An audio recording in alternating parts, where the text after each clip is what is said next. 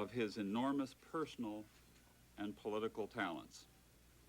It is the magnitude of his talents that makes the magnitude of his misdeeds that much more deplorable.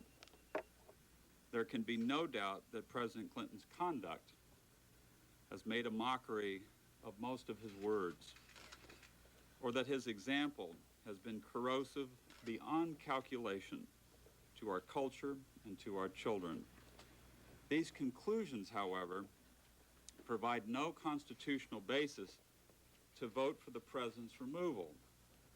Only high crimes, proven beyond a reasonable doubt, could justify such a vote. The House of Representatives, as you know, have brought 2 articles of 7 allegations of,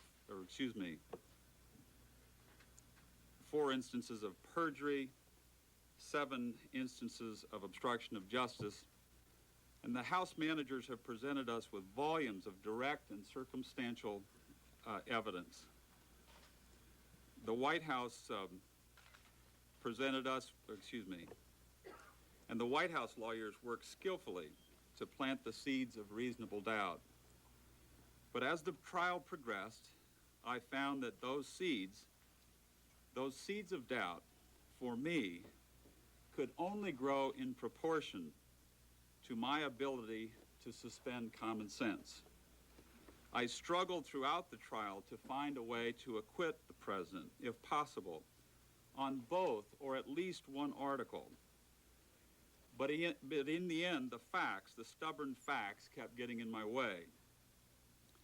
The stained blue dress, the Dick Morris poll asking whether the president could get away with perjury, Monica in tears in the Oval Office being told that she could not come back to the White House, and then being threatened that it is a crime to pressure the President of the United States.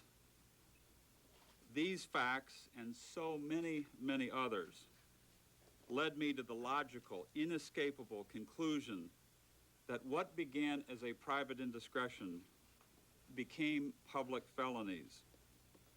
Now, I then turned to the next question. Are these felonies impeachable? I found guidance in Federalist Papers number 65. I find it interesting they were written by Alexander Hamilton. Alexander Hamilton is a man who became not just the author of 65, but the Treasury Secretary for President George Washington. He also became involved in an adulterous relationship with a woman named Maria Reynolds. Her husband, upon learning of the affair, demanded of Mr. Hamilton a job at the Treasury Department in exchange for keeping his silence and for keeping Mr. Hamilton free from humiliation and political scandal. Hamilton refused Mr. Reynolds a position on the public payroll, but agreed to pay him blackmail from his own personal funds. News of this arrangement eventually leaked its way to Mr. Hamilton's opponents. When confronted and without being under oath, Hamilton confessed the whole truth. He knew and respected the boundaries between the public and the private. He wrote them down for our country, and he lived within those boundaries throughout his life, never veering recklessly over the line of impeachability. Consider the painful contrast this creates when measured against the public life of President Clinton.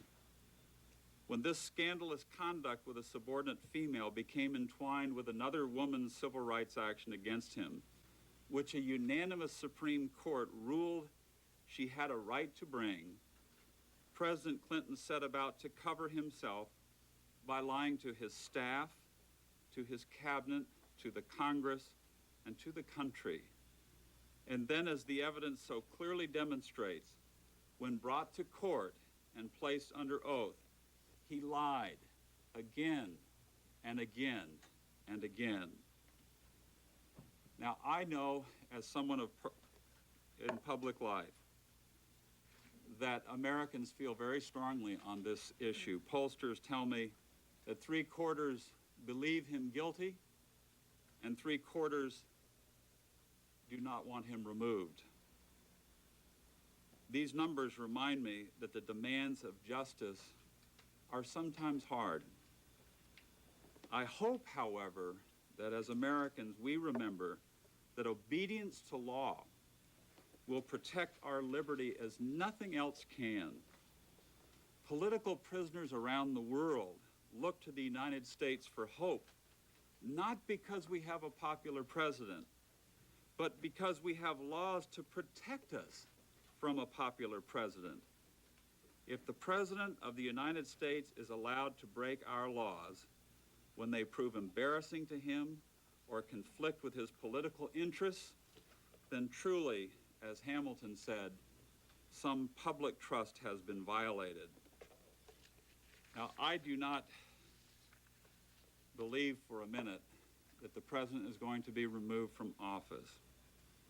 But when the Chief Justice calls my name and asks, Senator, how say ye, I will say guilty twice, because I refuse to say that high political polls and soaring Wall Street indexes give license to those in high places who act in low and illegal ways.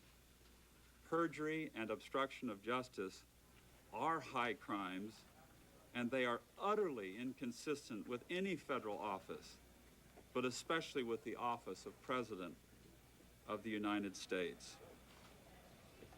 Perhaps of all the words that have been spoken to express the difficulty this is, no matter what your political party, were spoken by Senator Byrd, who said last week, I have no doubt that President Clinton has given false testimony under oath. There are indications that he indeed did obstruct justice. It is very difficult to stand and say not guilty. Very difficult. Who's kidding whom here?